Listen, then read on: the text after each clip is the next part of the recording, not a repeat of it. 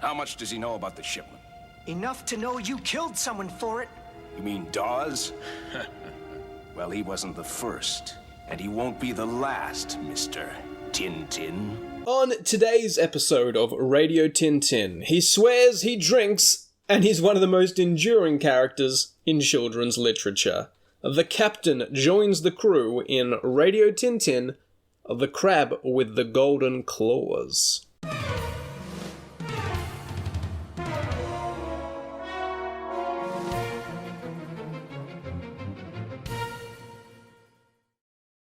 The word Cariboujan scrawled on a label torn from a tin of crab meat. It's enough to pique Tintin's curiosity, and when he discovers that Cariboujan is the name of a cargo ship, he naturally decides to investigate, discovering that the ship is smuggling opium contained in, you guessed it, tins of crab meat.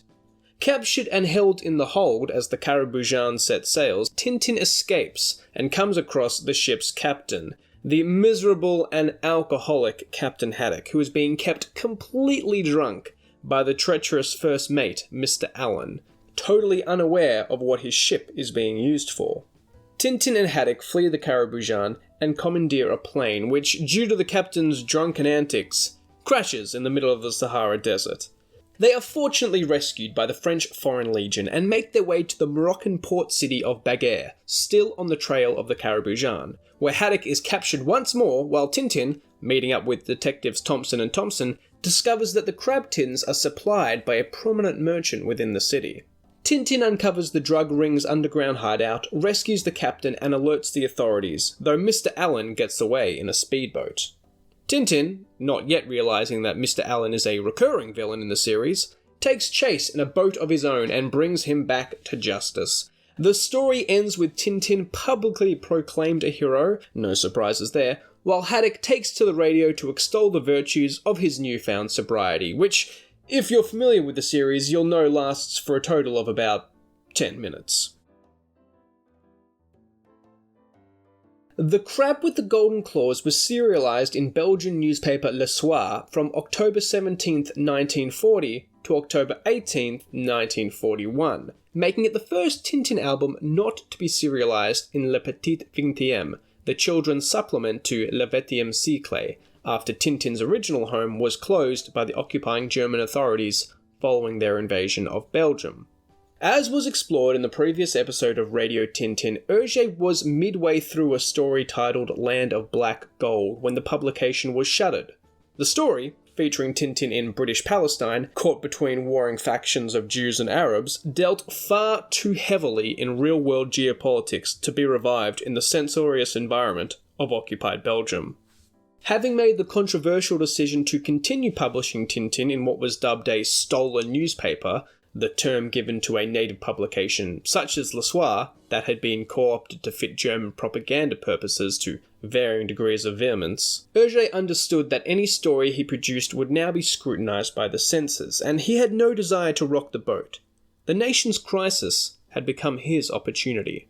Le Soir, stolen or not, had a readership that dwarfed that of Le 20e Siècle, and Hergé had a golden opportunity to dramatically expand Tintin's readership, providing he kept his head down. Black Gold was thus a non-starter. Instead, Hergé's new story would centre on the politically neutral region of French North Africa. Rather than industrial sabotage, Tintin would return to face a universal evil last explored by Hergé in his story Cigars of the Pharaohs and the Blue Lotus, and once more work to battle a ring of international drug smugglers.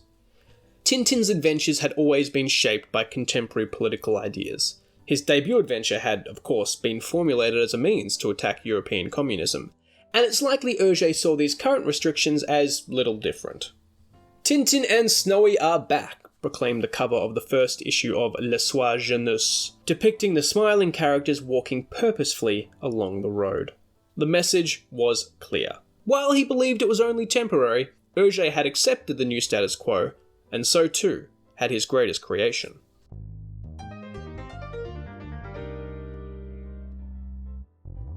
On top of Tintin's latest adventure, Hergé was tasked with organising and editing the children's supplement in which it would appear. If this sounds exactly like his role in the early days of Le Petit XXe, that's because Le Soir's editor Raymond de Becker had specifically eyed Hergé to replicate the formula with Le Soir Jeunesse. Assisting him in this would be his old school friend and former colleague at Le Petit, Paul Jamin, and a new collaborator by the name of Jacques van Melkebecker, with whom Hergé would share a long professional partnership, even co-authoring 2 Tintin stage plays in 1941 and 42. The perceived authenticity of the stolen newspapers like Le Soir is debatable. On one hand, they were, after all, skewed to support the Nazi regime. On the other hand, everybody who read it knew as much, meaning there was still scope for interesting content, such as Tintin, if one was able to look through the propaganda. This is no doubt how Hergé justified his work. It became considerably harder during the course of the war, when paper shortages forced away the supplement section entirely, and moved Tintin's panels into the fold of the newspaper itself, forced into even closer proximity with words of praise for Europe's Nazi-dominated New Order. Perhaps today it seems like a trite issue, but it carried real consequences. After Belgium's liberation, all of the personnel associated with the publication of stolen newspapers faced charges of collaboration by a furious Belgian public. In 1946, both Raymond de Becker and Paul Jamin were sentenced to death, while Van Melkebecker was imprisoned. While these sentences were eventually commuted, the careers of all men were permanently checked, and in some cases halted entirely. And it's arguably only the sheer popularity of Tintin that enabled Hergé to continue working after his involvement with Le Soir. But all of that is for a future episode. If The Crab with the Golden Claws was a story born from sacrifice and compromise, does it show in the handsomely printed editions available today?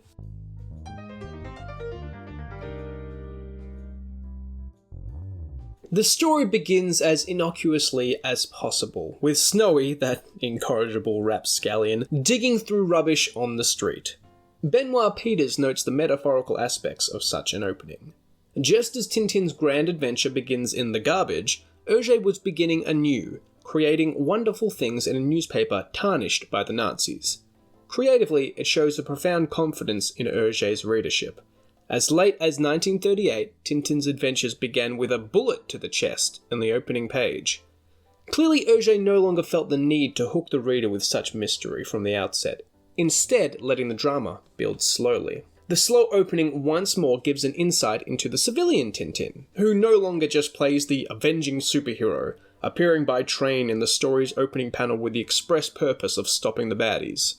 He almost seems like the everyman here, albeit an everyman who maintains a well-furnished apartment despite never being shown doing any work. One who stumbles into adventures rather than charging headlong at them. The Thompsons are not dropped into the story in the midst of a mystery, but are instead first depicted enjoying an afternoon beer, no judgment for me, while working to solve a case unrelated to the overall plot. Hergé is domesticating Tintin in preparation for the family of characters being built around him. This slow pacing, however, does not last throughout the course of The Crab with the Golden Claws. By 1940, the improvisation that had marked Tintin's earliest adventures had been severely limited. Wartime paper shortages would do away with it altogether. Tintin's move from a weekly supplement to a daily strip meant that Hergé no longer had the luxury of a double-page spread to play with. The reader's attention had to be held through a daily series of 3 or 4 panels, while still adhering to an overarching plot. The change in pacing is noticeable. For example, the entirety of pages 6 and 7 from early in the album are dedicated entirely to Tintin looking for a magnifying glass. Compare this to pages 54 and 55, where Tintin finds time to rescue Haddock, get shot at, get trapped in a cellar, and get drunk in the same amount of space. Now, neither of these choices of pacing are necessarily wrong, but the abrupt change has led scholars such as Jean-Marc and Randy Lofficer to consider the third act somewhat rushed. In terms of overall story, The Crab with the Golden Claws is absolutely fine. It's good. Very good, even. In the scheme of the whole series, it's a perfectly adequate adventure. But as such, it doesn't really stand out too much in of itself, particularly after the truly unique settings and mysteries present in the previous 2 adventures, The Black Island and King Ottokar's Scepter. The idea of smuggling narcotics via shipments of innocuous consumer products tins of meat this time, was already explored in 1934's Cigars of the Pharaohs, and it's impossible to ignore how many of the same story beats are hit upon once more in The Crab with the Golden Claws. Everything from Tintin snooping through a cargo ship and being detained, wandering through the desert, to stumbling upon the secret entrance to the underground headquarters of the smuggling ring. Many parts of Claws feel like familiar ground. While from a story standpoint you'd have to conclude the later adventure is superior, with the story told more succinctly and unfolding more naturally, the earlier Cigars does have some very charming scenes and sequences, reminiscent of a more improvisational author. While the main villain in Claws, the wealthy trader Omar Ben Salad, does cut an enjoyable figure with his rotund physique and round spectacles, he is only named in the third act, in contrast to the careful hints dropped by Hergé in Cigars that the erstwhile ally Rostopopoulos has actually been the nemesis all along. It's an interesting instance of greater foreshadowing appearing in Hergé's less meticulous phase. The reader is compensated, at least, in the form of the devious Mr. Allen, first mate of the Cariboujan, who should really claim main antagonist status in Claws. Now, in a retroactive piece of world building, he would be included in revised editions of Cigars of the Pharaohs, but this marks his true debut, and he's wonderful. A sneering thug, like so many of Hergé's earlier villains, but more formidable than hapless, and one who does seem to quietly enjoy doing what he does. Hergé's inclusion of a brave Japanese policeman who was similarly kidnapped while on the trail of the same smugglers should be read less as Hergé trying to appease the censors with a positive depiction of the Nazis' Japanese allies, and more of him personally attempting to make up for the depiction of the Japanese in The Blue Lotus, shown there to be violent bullies and, as it would happen, drug smugglers. Similarly, the positive depiction of the forces in North Africa, implicitly French, is less likely a tacit political endorsement of the French, and more likely a product of Hergé having read the French adventure novel, The White Squadron, which featured the same setting in 1936. Michael Farr notes comparisons between the two stories. If the story is adequate, the artwork is, unfortunately, not. The Crab with the Golden Claws must be considered one of the blandest Tintin stories to look at, with many panels depicting Hergé's wonderful characters moving or speaking against a monochromatic background, a sin not committed since 1937's The Broken Ear, which was colorized in the same period. Again, context is key. The changes to the serialization effectively meant that Hergé was producing 24 rather than 12 panels a week. But even so, it's a story that stands in marked contrast to those colorized in the post-war Studio Hergé era, and not for positive reasons. The exception is the brief and brilliant dream sequence in which Tintin envisions himself as a bottle of wine in the process of being violently uncorked. Such fantasy never really found a strong place in the series, but it's always a delight. While the shortcomings in the colouring are regrettable, to focus on the paint-by-numbers plot of The Crab with the Golden Claws would be a disservice to Hergé. Most likely he understood that, given the censorship in place, he would not be able to push the envelopes in terms of story or setting, and would instead have to compensate with characterization. What Claws does undeniably better than Cigars of the Pharaohs, or indeed better than any previous story in the series, is establish the perfect counterpart to Tintin, one who worked so well it would hitherto be unthinkable to exclude him from any further adventure.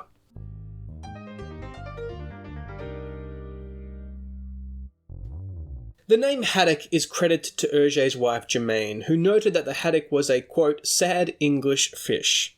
It's an apt description of the captain in his first appearance. As Hergé would say many years later, I found an orphan by chance, born dead drunk through no wish of his own, in a cabin of the Cariboujan. I ended up loving him, and Tintin re-educated him. That's a really nice way of saying that the captain we meet in The Crab with the Golden Claws is a mostly pitiful creature, so drunk that he can't even tell his ship is being used to smuggle drugs, while his inebriation causes him to attack Tintin on several occasions, setting their boat on fire and crashing their plane. Tintin is forced to contend with his polar opposite, despairing where Tintin is determined, furious where Tintin is focused, and charging headlong into attack while Tintin waits and watches. The real story has less to do with Tintin foiling drug smugglers, but rather Haddock's journey to overcome his addiction, and Tintin being forced into cooperation with this destructive force. Citing Pierre Ajami, Peters concludes that Claus is indeed, quote, an epic of drunkenness, a truly alcoholic and stupefying adventure, end quote. This should not be confused, however, with Hergé moralizing on the issue of alcohol or drunkenness. While Haddock's alcoholism does indeed make him pitiful, it also makes him really funny, culminating with the captain taking to the national radio to resolutely warn against the dangers of alcohol, before fainting mid-broadcast from a drink of water. Indeed, Haddock's love of booze, particularly Loch Lomond whiskey, would endure as a pillar of his character, though he would never again relapse to the point of sabotaging Tintin's mission, with one notable exception in a memorable sequence from Explorers on the Moon. I suppose if you're going to fall off the wagon, it may as well be on a rocket ship. It seems that the thirsty trek through the desert mostly dried him out. Furthermore, for all the hindrance he proves to be in his first appearance, he is still recognisably Haddock. While sober, he displays all of the gruff, no-nonsense the reader would come to expect, complete with the iconic, creative curse words that would become another integral part of his personality. Hergé credits the idea of using irreverent terms as insults to an argument he overheard in a grocer's in 1933, in which one angry man concluded the exchange by declaring his opponent a Four Powers Pact, the name given to a military treaty signed by the Western powers and Japan earlier that year. An innocuous term, without any immediate negative connotation, but delivered with furious animosity. Such would be the formula for all of the captain's wonderful curses in the years to come. Desert tramps, swine, jellyfish, troglodytes, rats, endoplasms, freshwater swamp! It also provided the catalyst for a practical joke a few years later, in which Van Melkebecker pretended to be a furious father, writing to Hergé after Haddock's use of a medical term for an instrument used in enemas. I was stunned to hear my son yesterday employ the term clysopump, which I quickly found out you put into the mouth of Captain Haddock, wrote Van Melkebecker, no doubt while suppressing laughter at his desk. The father received an earnest response from a mortified Hergé. I have just read your letter of yesterday. I am thoroughly confused to learn from you the use made of this utensil, and I freely admit that I have committed a blunder. Of course, the word will be struck out of Captain Haddock's vocabulary when he expresses himself in the Tintin books, thanks to your intervention, for which I am grateful. Beating my chest, I promise, sir, to do better next time. Now, it's possible to read that response as sarcastic in its sincerity, but I think that Hergé was actually really that mortified that he had potentially unwillingly corrupted the minds of his young readership. He only cottoned on to the ruse when his response was returned to him unopened a few days later. Also, don't Google clysopump. Some places do still seem to sell them, but I don't think they're being used for strictly medical purposes. Did Hergé envision Captain Haddock as a long-term partner for Tintin? He had written various co-stars in the past that could foreseeably have joined the family, but they all had been limited to a single adventure.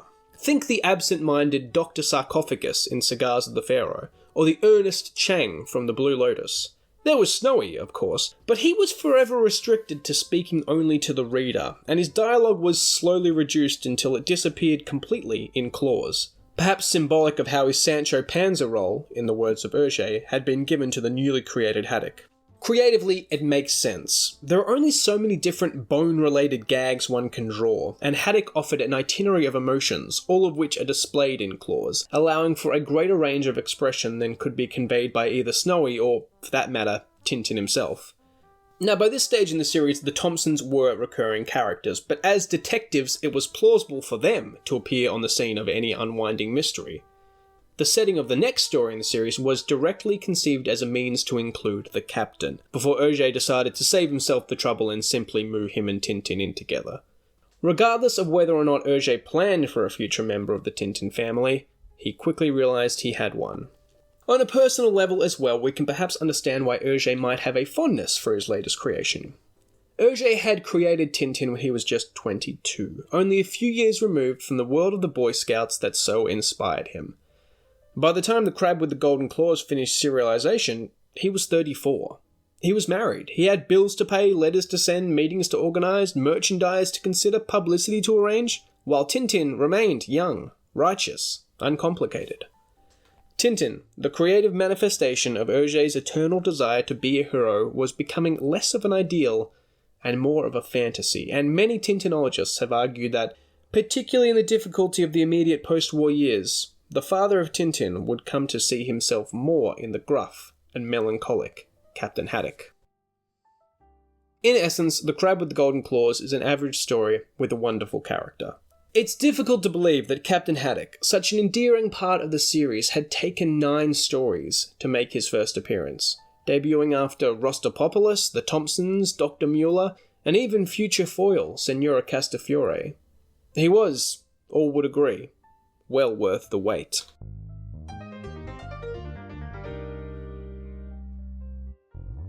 Hergé had originally wanted to entitle the story The Red Crab. This would have followed similar naming conventions of his earlier Blue Lotus and Black Island. But he had provisionally used The Crab with the Golden Claws, and it was published thus in album format in 1941, before receiving a colorized edition in 1943, without any other significant changes to the art. Hergé, forever critical that publishing house Casterman were not doing his work justice, was incensed that, once again, the colour proofs had been sent to the printers without his final approval. If I simply dashed off my drawings, it wouldn't matter, but I promise you that I execute the drawings that appear every week, as well as the plates and covers, with the utmost care. Does it surprise you, then, that I am sad and enraged when I see the results of my work? Regardless, wartime paper shortages finally convinced Hergé that it was no longer feasible to publish an album of his stories in separate black and white and colour editions, and as such, Claws was the final adventure to be published in a black and white album.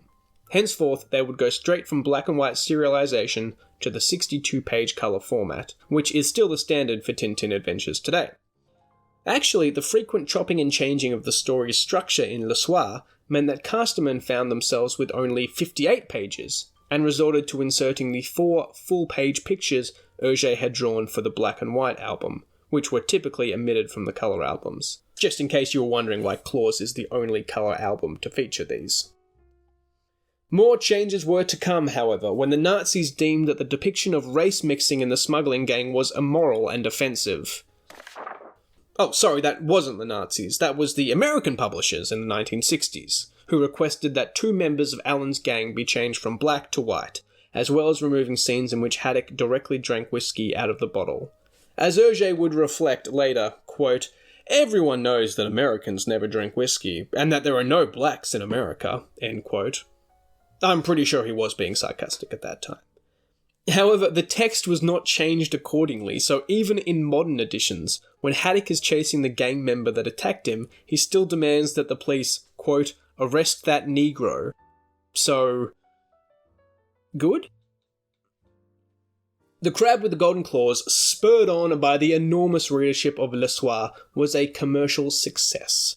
While Hergé's stories and art had improved tremendously since he first created Tintin a dozen years ago, this had not been mirrored by an increase in sales of the albums, until now, and Claws' sales topped 100,000 for the first time since Tintin's first adventure in Land of the Soviets. Such was the demand that Le Soir had to stop printing advertisements. Casterman had run out of albums and there was not enough paper to print more.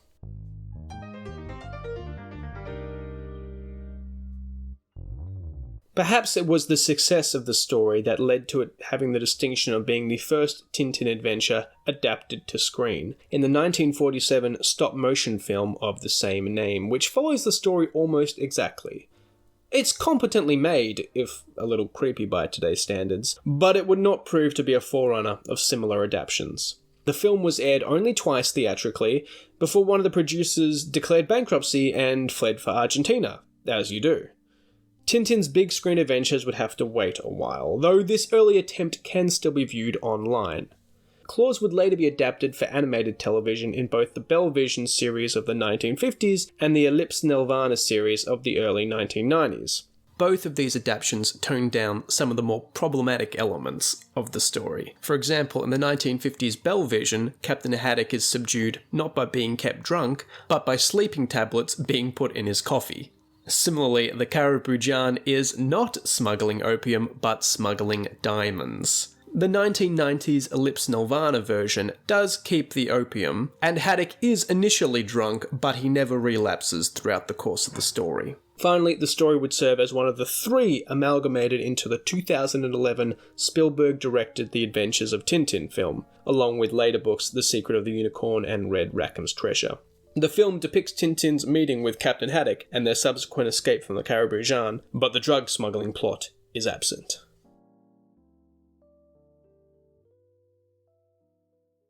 Reading through The Crab with the Golden Claws, I was initially quite underwhelmed, especially having come off reading The Black Island and King Ottokar's Scepter, which are 2 of my favourite Tintin stories. But in hindsight, that's because I was looking only at the story itself, and I was taking for granted the inclusion of Captain Haddock, who of course I'm very familiar with as a character.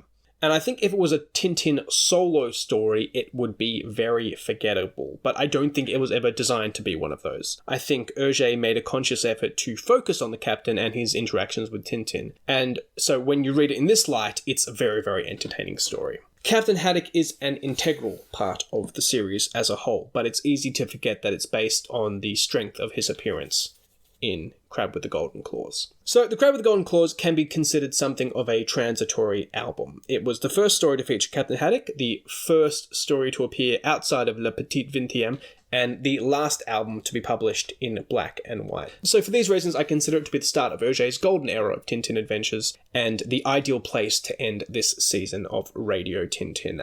Don't worry, I still have some bonus episodes planned in the meantime, and I will of course be active on social media. Please follow me on Instagram at tintin.podcast or on Facebook at facebook.com/Radio Tintin Podcast. If you have the app, please consider chucking me 5 golden stars on Apple Podcasts, and if you want to go the extra mile, you can support me financially at patreon.com/Radio Tintin Podcast. If I don't make anything, you don't pay anything. With that in mind, thank you to M. Fanan, whose support made this possible, and thank you to everyone who listens, likes, and shares. It's been an absolute pleasure to connect with Tintin fans, and I appreciate the experience. And so we leave Tintin having learned to work with his new friend, and Hergé having learned to work at his new publication. Had Hergé been in that lifeboat instead of Tintin, the captain may have predicted smooth sailing, but with some very dark clouds looming in the distance. All this and more on the next season of Radio Tintin. In the meantime, Tintin heads, this has been Radio Tintin. Thank you for tuning in.